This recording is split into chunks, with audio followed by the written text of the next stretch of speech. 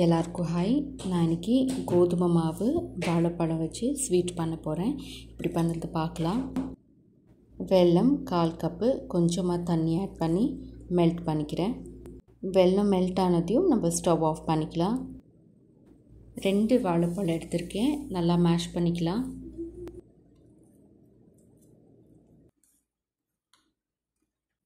கால் teaspoon ஏலக்காய் powder. இப்போது melt பண்ணி வச்சுருக்கிற வெல்லம் ஆட் பண்ணிக்கிறேன். நல்லா மிக்ஸ் பண்ணிக்கலாம். இப்போது நல்லா மிக்ஸ் பண்ணி ஆயிடுச்சு. இதுக்குள்ளே 1 கப்பு கோதுமை மாவு ஆட் பண்ணிக்கிறேன்.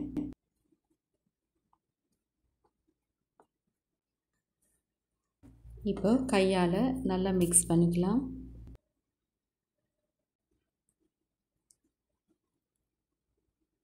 கொஞ்சமாக உப்பு ஆட் பண்ணிக்கிறேன். நெய் 1 டேபிள் ஸ்பூன். நல்லா மிக்ஸ் பண்ணிக்கலாம்.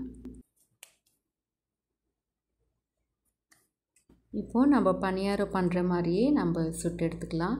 இல்லைன்னா நீங்கள் எண்ணெயில் கூட நீங்கள் ஃப்ரை பண்ணி எடுத்துக்கலாம்.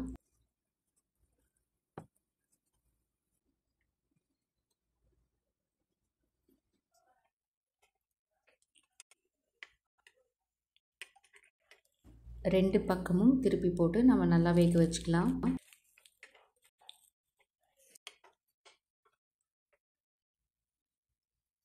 இப்போது நல்லா வெந்திருக்கு, நம்ம ஒரு பிளேட்டில் மாற்றிக்கலாம்.